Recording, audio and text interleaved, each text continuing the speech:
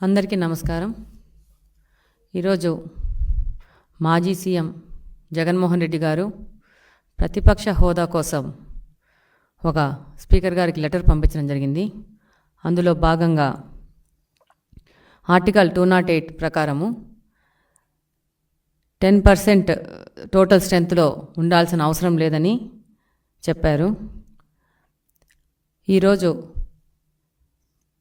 ఒకసారి పార్లమెంట్ మెంబర్గా, 3 సార్లు ఎమ్మెల్యేగా, ఒకసారి ఆంధ్రప్రదేశ్ సీఎంగా పనిచేసిన జగన్మోహన్ రెడ్డి గారు అసెంబ్లీ రూల్స్లో ఈ విషయం స్పష్టంగా ఉన్నది అన్న విషయం కూడా మర్చిపోయి ఒక శాసనసభ స్పీకర్కి లెటర్ రాసినప్పుడు ఏ విధమైన అవగాహన లేకుండా రాశారు.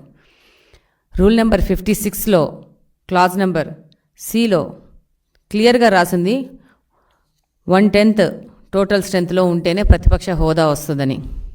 ఈరోజు జగన్మోహన్ రెడ్డి గారు తన యొక్క వైఫల్యాలకి రకరకాల కారణాలు చూపడం మొదలుపెట్టారు.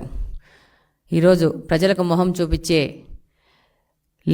ధైర్యం లేక మొన్నటి వరకు ఈవీఎంలు కారంగా ఓడిపోయానని, ఈరోజు ప్రతిపక్ష హోదా ఉంటేనే అసెంబ్లీకి వస్తాననే విధంగా ఆయన లెటర్ రాశారు.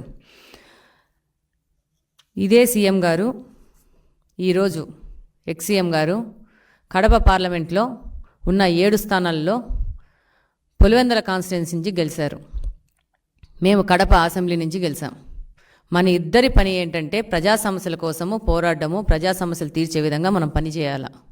కానీ జగన్మోహన్ రెడ్డి గారు మాత్రము అధికారంలో వస్తేనే పని చేస్తాను, అధికారంలోకి వచ్చినాక దోచుకోవడానికి మాత్రమే నేను పని చేస్తాననే విధంగా ఉంది. ఈరోజు ముఖ్యంగా ఆయనకి చెప్పాల్సుకున్న విషయం ఏంటంటే, చరిత్ర ఆయన ఒకసారి గమనించుకోవాలా.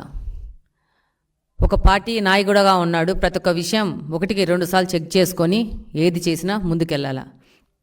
1994లో జనార్దన్ రెడ్డి గారి హయాంలో కాంగ్రెస్లో మొత్తం 294 సీట్లకు గాను 26 సీట్లు ఇస్తే ఆయనకు ప్రతిపక్ష హోదా ఇవ్వలేదు.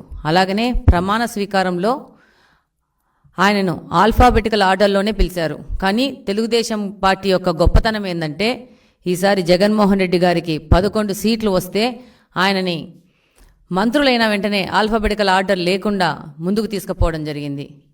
అలాగనే 14 నుంచి 19 వరకు పార్లమెంట్లో కాంగ్రెస్కి 44 సీట్లు, ఒకసారి 52 సీట్లు వస్తే మొత్తం 1/10 ప్రకారము 54 రావాల్సి ఉంటే కూడా ప్రతిపక్ష హోదా ఇవ్వలేదు. ఇది భారత రాజ్యాంగం ప్రకారం ఉన్న రూల్. ఈరోజు జగన్మోహన్ రెడ్డి గారి కోసం రాజ్యాంగాన్ని మార్చి రాస్తారనుకుంటున్నారు. ఆయన ఇన్ని రోజులు 5 సంవత్సరాలు రాజారెడ్డి రాజ్యాంగం ప్రకారము, ఆయన కొత్త రాజ్యాంగము, కొత్త చట్టాల ప్రకారము ఆంధ్రప్రదేశ్ని నాశనం చేశారు. ఇప్పుడు ప్రజల దగ్గరికి వెళ్ళి మొహం చూపించుకోలేక రూల్స్ అనేటివి మార్చి కొత్త రాజ్యాంగం రాస్తేనే నేను వస్తాను, అప్పుడే నేను పోరాడతాను ప్రజా సమస్యలకు అని చెప్పేసి ఈయన ప్రయత్నిస్తున్నారు. అసలు జగన్మోహన్ రెడ్డి గారు ఆ రోజు స్పీకర్ ఎన్నికలో సాంప్రదాయం ప్రకారం వచ్చి స్పీకర్ని ఆయన స్థానం దగ్గర తీసుకొచ్చి ఆయన్ను మర్యాదపూర్వకంగా వెళ్లాల్సిన సాంప్రదాయం అన్నది. కానీ ఆయన ఆ రోజు కూడా గైర్హాజరయ్యారు. అలాగనే స్పీకర్కు ధన్యవాదాలు చెప్పడానికి ఆయన పార్టీ నుంచి ఒక్కరు కూడా అసెంబ్లీలోకి రావడం లేదు. ఇది ప్రజలందరూ గమనిస్తున్నారు. అంటే వీళ్ళకి అధికారము, రాజకీయాలు అనేది సంపాదించుకోవడానికి, దోచుకోవడానికి, దాచుకోవడానికి తప్పితే ప్రజా సేవ కోసం వచ్చిన పార్టీ కాదు ఇదని ప్రజలు కూడా గమనిస్తున్నారు. ఈరోజు లెటర్ ఇచ్చి తను రాకుండా ఉండడానికి ఒక సింపతి డ్రామా ఆడి ప్రజల దగ్గరికి వెళ్ళాలన్న ఒక ఆలోచన తప్పితే, ఈరోజు నువ్వు ఒక ఎమ్మెల్యే, నేను ఒక ఎమ్మెల్యే, మనం ఇద్దరం వెళ్ళి రాష్ట్రం మన కాన్స్టిట్యున్సీలో ఉన్న సమస్యల మీద పోరాడి అక్కడున్న సమస్యలు పరిష్కారానికి మాత్రమే మనకు ఓట్లు వేశారు ప్రజలు. ఆ విషయం మీరు గమనిస్తే బాగుంటుంది. ఈరోజు మీరు అన్నీ మర్చిపోయినారు. ఆ రోజు 2019లో 23 సీట్లు వచ్చిన తెలుగుదేశం పార్టీలోంచి 6 మంది శాసనసభ్యులను పీకేస్తే ప్రతిపక్ష హోదా కోల్పోతుంది తెలుగుదేశం పార్టీ అనేసి ఆ రోజు అందరి మధ్యన రికార్డులో ఉంది మీరు మాట్లాడిన మాటలు. అలాగనే మీ యొక్క క్యాబినెట్లో పనిచేసిన పేర్ని నాని అనే వ్యక్తి ద్వారా 6 మందిని తెలుగుదేశంలో గెలిచిన ఎమ్మెల్యేలని గుంజాలని మీరు ప్రయత్నం చేసిన మాట వాస్తవం కాదా? ఆ రోజు తెలుగుదేశం పార్టీకి ప్రతిపక్ష హోదా లేకుండా వాళ్ళని చెయ్యాలని ఒక దుర్మార్గమైన ఆలోచన చేసిన మీరు ఈరోజు ప్రతిపక్ష హోదా మీద మీరు అసెంబ్లీకి రాకుండా ఉండడానికి నెట్టడం జరుగుతూ ఉంది.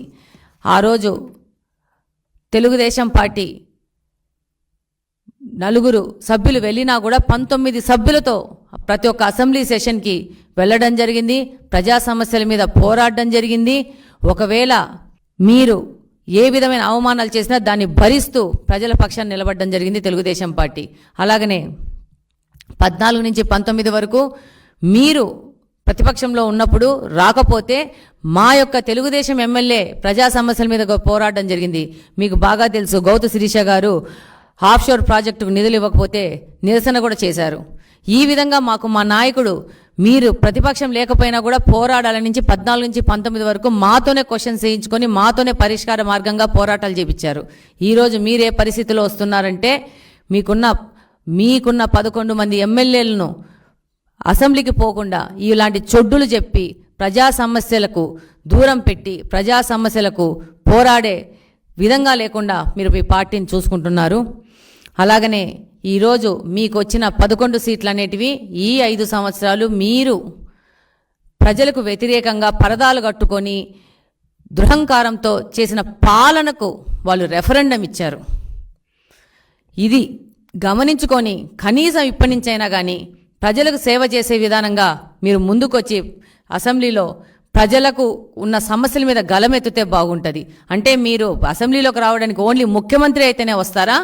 ముఖ్యమంత్రి స్థానంలోనే ఉంటే వస్తారా? అంటే మీకు ఓట్లేసింది ముఖ్యమంత్రి స్థానంలోకి ఎక్కడానికే ప్రజలు అనుకుంటున్నారా? మనకు ఓట్లేసింది మన నియోజకవర్గంలో ప్రజలు మనకు సేవ చేయడానికి మాత్రమే ఓటేశారు. దాన్ని మీరు ఉపయోగించుకొని మీకు మేము విన్నవించుకుంటున్నాము, పులివెందల్లో ఉన్న సమస్యల మీద మీరు గలమెత్తి అసెంబ్లీకి వచ్చి పోరాడితే బాగుంటుందని నేను చిన్న విన్నపం చేసుకుంటున్నాను.